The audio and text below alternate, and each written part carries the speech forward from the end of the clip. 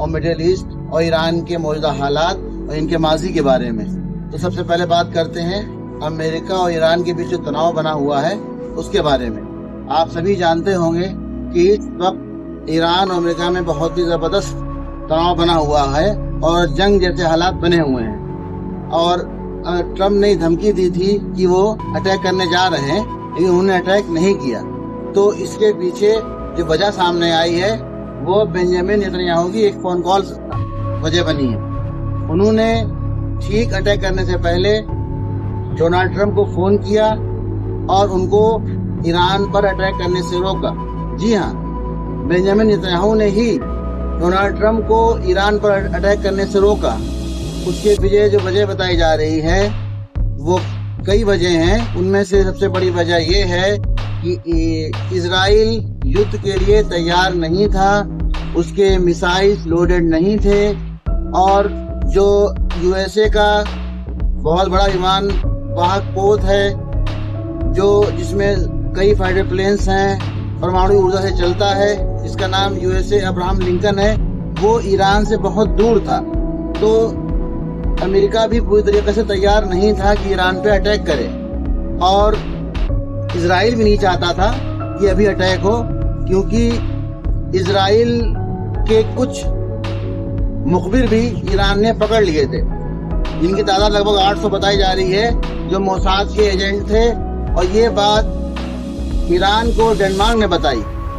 और एक वजह यह भी है कि जो मिसाइल जो जुलाई में जब इनके बीच टेंशन हुई थी, जो मिसाइल्स चला दिए गए थे उस टाइम, तो वो खाली हो गए थे, तो लोडेड नहीं थे। कि एक वजह यह भी है कि यूएसए को यानी यूनाइटेड स्टेट्स को ईरान पर अटैक करने के लिए जगह देने से अरब मुल्कों ने मना कर दिया कि वो ईरान पर अटैक नहीं होने देंगे। कतर ने भी, मिस्र ने भी, सऊदी ने भी। ये एक बहुत बड़ी वजह रही जिसकी वजह से अमेरिका अटैक नहीं कर पाया।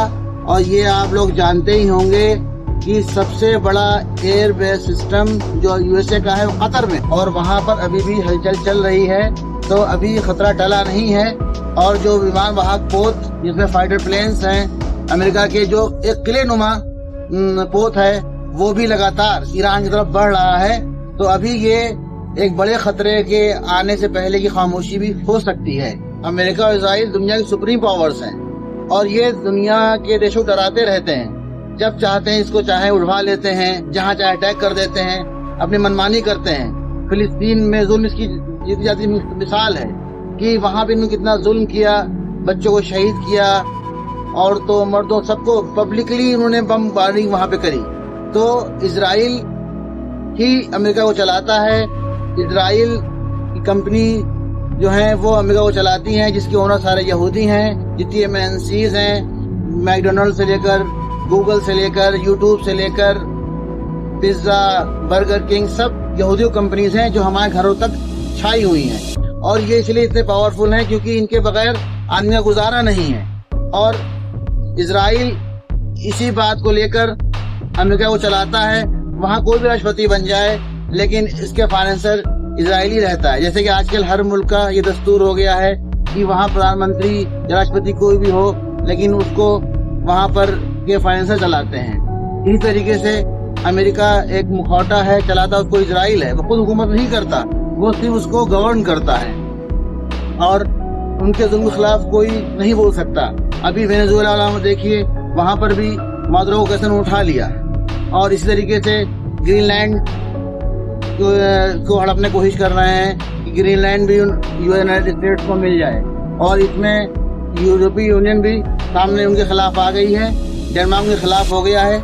इसी डेनमार्क ने नाराज होकर मोसाद के जो एजेंट थे उनकी खबर ईरान को दी और ईरान ने वहाँ पर उनको पकड़ लिया।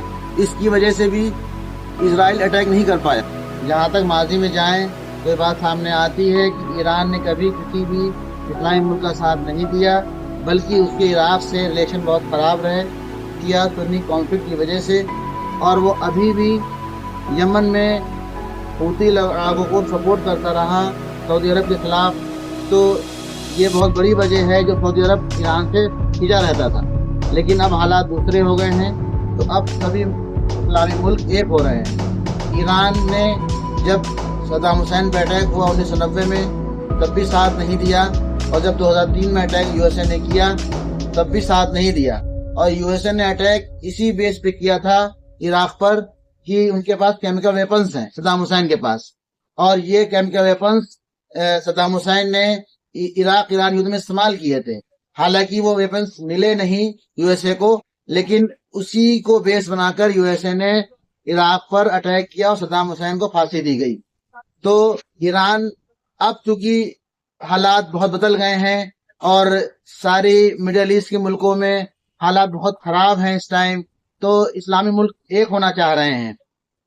और यहाँ तक सूडान में भी हाल बहुत खराब है, वहां भी सिविल वार चल रही है, उसमें भी सऊदी अरब और यूएई आमने सामने है इनडायरेक्ट वे में, और इधर यमन में भी आमने सामने ईरान और सऊदी अरब हैं। लेकिन फिलहाल अभी सऊदी अरब, टर्की और पाकिस्तान मिलके एक संगठन बना रहे हैं जिसका एम ये होगा कि किसी उन सदस्य मुल्क पर अटैक, एक मुल्क पे अटैक उन सब पे अटैक माना जाएगा। यानी जो ये बिल्कुल नाटो के आर्टिकल A5 से मिलता हुआ है कि किसी एक मुल्क पे अटैक सब पे अटैक माना जाएगा। तो वो ये ऐसा ही एक संगठन बना रहे हैं इस्लामी देशों को लेकर। इसमें सऊदी अरब की इकोनॉमिक पावर रहेगी और पाकिस्तान की एटॉमिक पावर रहेगी और उनकी आर्मी की ताकत, और साथ में टर्की की जो डिफेंस सिस्टम है और जो उनके पास रिसोर्सेज उनके पास भी हैं। तो ये मिलकर एक बहुत ही मजबूत संगठन बनाने की कोशिश की जा रही है। जो इस संगठन में अपना भूमिका चाहता है और इसमें शामिल होना चाहता है वो पहले से ही नाटो का सदस्य है। जी हाँ, टर्की जो है वह नाटो का पहले से ही मेंबर है। और ये बात पहले कही जा रही थी कि टर्की के 100 साल हो जाएंगे उसके बैन के, तो वो बहुत कुछ अलग करके दिखाएगा, लेकिन ऐसा कुछ नहीं हुआ और ना हो सकता है, क्योंकि सबकी अपनी अपनी पॉलिटिकल मजबूरियां होती हैं। अर्डोगन की मजबूरी है और मुल्कों की मजबूरी है। जहां तक ईरान की बात की जाए तो ईरान को बैकडोर से चाइना और रशिया भी सपोर्ट कर रहे हैं। रशिया की सपोर्ट तो हमेशा ही ईरान के साथ रही, क्योंकि रशिया जो है वो हमेशा शिया ओरिएंटेड पॉलिटिक्स करता है और यूएसए जो है वो सुन्नी ओरिएंटेड पॉलिटिक्स करता रहा है। यूएसए ने हमेशा सऊदी का साथ दिया और रशिया ने हमेशा ईरान का साथ दिया। लेकिन जो अज़रबैजान है, जो एक शिया मुल्क है, वो इजरायली गोदी में बैठा हुआ है, तो आपस में अभी सब एक नहीं हुए हैं। वहीं अफगानिस्तान का भी साथ किसी ने नहीं दिया था। तो दोस्तों, अब देखना यह है कि आने वाले टाइम में क्या होता है। फिलहाल अमेरिका तैयारी पूरी कर रहा है ईरान पर अटैक करने की, और इधर उधर एक तरफ सारे इस्लामी मुल्क एक हो रहे हैं। तो ये एक अच्छी बात भी है कि अटैक ना हो और दुनिया भर में अमन चैन कायम रहे, क्योंकि अमेरिका सबको डराता ही रहता है।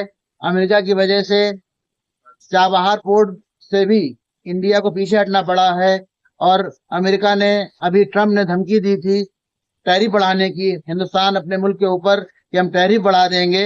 हालांकि इधर उन्होंने फिर न्योता है ट्रम्प ने मोदी जी को गाजा पे बात करने के लिए, लेकिन अमेरिका जो चाहता है वो करता है, करके दिखाता है। वो सिर्फ एक यहाँ फेल हुआ था और वो है अफगानिस्तान। वहां पे रूस भी फेल हुआ और अमेरिका भी फेल हुआ, उसे कोई नहीं जीत पाया। और लेटेस्ट जो आपके सामने ही है कि अमेरिका को 20 साल बाद हजारों अरब डॉलर लगा के, करोड़ों अरब डॉलर लगा कर भी वहां पर नाकामी हाथ आई और उनकी अपनी फौजें वापस बुलानी पड़ी। और अब तो अफगानिस्तान के साथ दीन की ताकत भी है। पहले भी कभी अफगानिस्तान को कोई नहीं जीत पाया। तो दोस्तों, इस वीडियो को ज्यादा शेयर करें, लाइक करें और मेरे चैनल को सब्सक्राइब करें। शुक्रिया।